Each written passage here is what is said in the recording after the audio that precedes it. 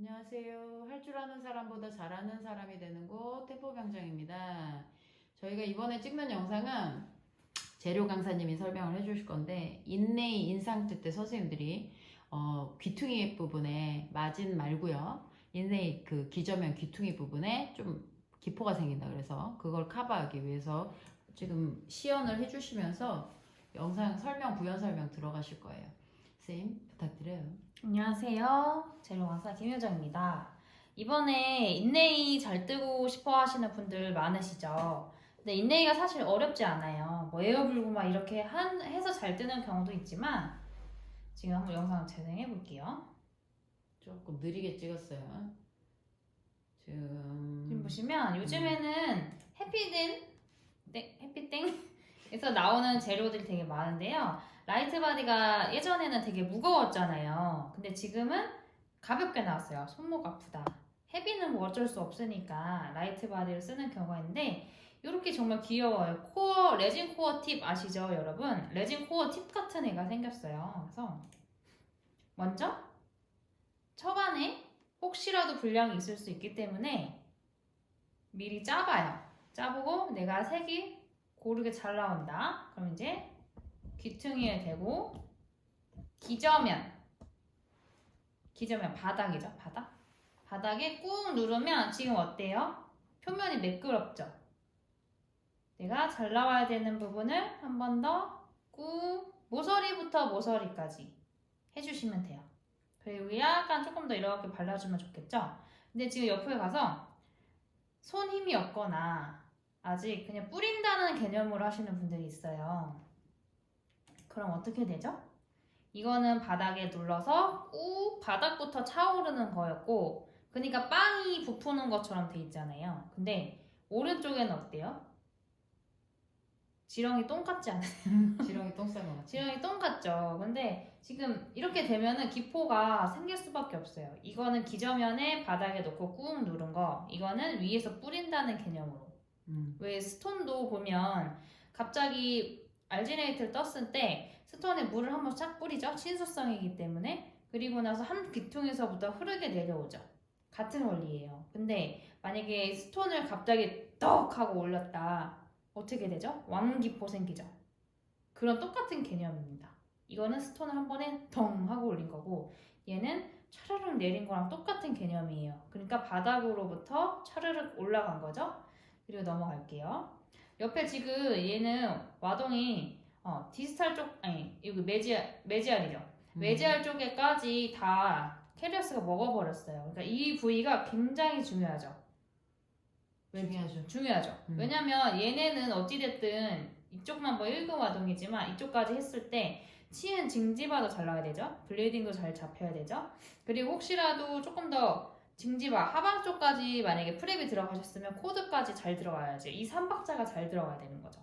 그리고 나서 드라이가 잘 되고 여기다가 뿔을 이렇게 채워주는 과정까지 퍼펙트하게 잘 돼야 되는 거고 네, 이번에는 1급 와동 사실 옆에 얘가 있는지 몰랐어요. 7번만 있는 줄 알았어요. 또 옆에서 보면 채우죠. 바닥에 놓고 채우죠. 모서리에다 찍잖아. 네, 약간 찍듯이 채운 다음에 너무 세게 찍으면 안 돼요. 여러분 바이탈이니까. 그래서 살살. 그래서 위에 보면은 이거 원리가 헤비바디도 이렇게 짜주시면 돼요. 채우듯이. 네, 채우듯이 바닥부터. 저렇게 하지 말고 지렁이 똥 싸지 지렁이 말고. 똥싸 이건 안 돼요. 이거는 아닌 거고 이거는 기포가 발생할 수밖에 없는. 근데 손 힘이 약하신 분들은 어쩔 수 없다고 생각을 해요. 그래도 이렇게 바닥에 꾹 눌러서 짜시잖아요. 그럼 여기 표면이 매끄럽죠? 예를 들면 헤비바디도 내가 이렇게 짰다. 그러면 어떨까요? 알지네이트 평평한 매끄러운 면에서 눌러도 기포 생기는 마당에 표면이 이렇다? 100% 기포 잡히겠죠. 그러니까 헤비바디도 그렇죠. 헤비바디도 그 섬유질 천에다가 바이트 트레이든지 아니면 뭐 메탈 트레이든지 아니면 뭐 임플란트든지 그 트레이에다가 다 이렇게 표면이 평평하게 나와야 돼요. 이렇게 짜놓고 평평하게 해달라고 원장님이 해주시는 경우도 있잖아요. 그러면은 어떻게 해요? 여기 팁으로 이렇게 쓱 긁죠. 그런다고 해도 평평해지지 않아요. 파도 치는 것처럼 파도 형태가 되는 거지. 그치, 요렇게 깨끗하게. 깨끗하게 나와야 기포가 그나마 안 생기고 잘 나온다. 이건 이미 기포가 박혀 있는 거고. 그건 제조사에서도 하지 말라는 방식이니까 흔들어서 저렇게. 네. 지렁이 똥은 이제 그만. 네. 이거 보면은 지금 사실 에어 안 불어요. 지금 안 불고 있어요. 에어 안 불고 크라운도 안 불고요. 저는 6 유닛도 에어 안 불고 해요. 그냥 한 방에. 옆에서 선생님들이 에어 불 줄 알고 기다리시는 분이 있거든요. 그럼 지금 바로 짜주세요. 나도 그랬어. 저쌤 에어부나 싶어서. 지금 바로 짜주세요. 그냥 같이 짜주세요. 그냥 그렇게 하시면 돼요. 그래서 에어 안 불어도 사실 잘 나오거든요. 끝났네요. 맞아. 안 불어도 잘 나와. 맞아. 물론 저도 처음에는 잘하지 못했어요. 처음엔 저도 에어를 불고 막 별짓 다 해봤어요. 막 손으로 비벼보면 잘 된다. 옛날에 하시던 분들. 그래서 비볐을 때 그래도 잘 나왔어요. 근데 이거를 마르기 전에 표면이 빠르게 비비면 괜찮은데 살짝 마르고 1, 2초 늦게 하잖아요. 다 떠요. 그러니까. 그 두 번째 방법, 에어를 부는데 어떤 분은 에어를 살살 불러라. 어떤 분은 에어를 좀 많이 불러서 마진이 잘 들어가는지 잘 봐라. 근데 짜기만 해도 잘 들어가는데 똑같아요. 에어는 약간 그런 것 같아. 내 마음의 편안함? 네, 맞아요. 좀 불안을 재워주는? 내가 이렇게 노력을 했다. 근데 사실 제가 했을 때는 잘 안 나왔거든요. 그러니까 에어는 복불복이에요. 에어 복불복이에요. 분다고 무조건 나오는 게 아니고. 정말 에어도 이제 밀리듯이 있고 여기 라이트 바디가 어느 정도 약간 있어야 돼요. 한 3mm 정도. 그러니까 그치. 세게 부는 게 아니고 그냥 후 이렇게 살짝 밀어내는 느낌? 그렇지. 그런 느낌이고 지금 사실 내가 약간 잘 안 나온다. 라이트 바디 양을 늘려보세요. 그리고 바이트 연습을 정말 뭐 토러스가 이렇게 되지 않는 한 바이트는 어느 정도 다 맞거든요. 클래스 3라도.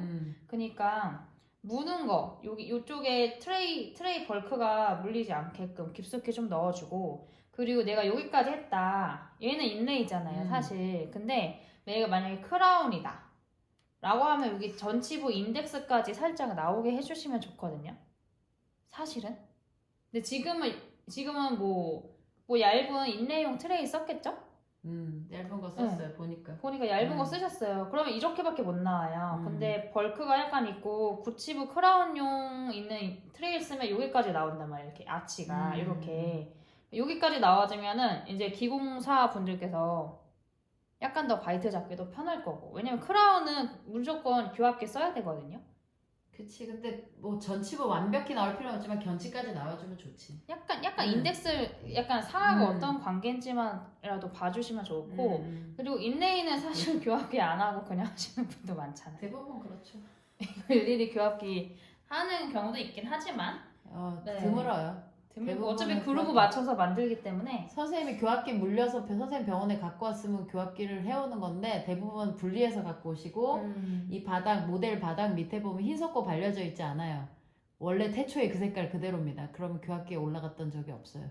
그렇죠. 정말 얘는 정말 심각하다 하는 애들은 이 밑에 교합기 맞출 때 하얀 석고로 약간 덧댄 다음에 하잖아요. 지금 이 트림 예쁘게 했죠? 없습니다. 이거 하얀색 없습니다. 아무것도 없어요. 네. 대부분 저래요. 네, 그러니까 그 정도 선에서만 그래요. 여기까지 그럼. 네. 영상 너무 길면 지루하니까. 감사합니다. 네. 저건 누구신데?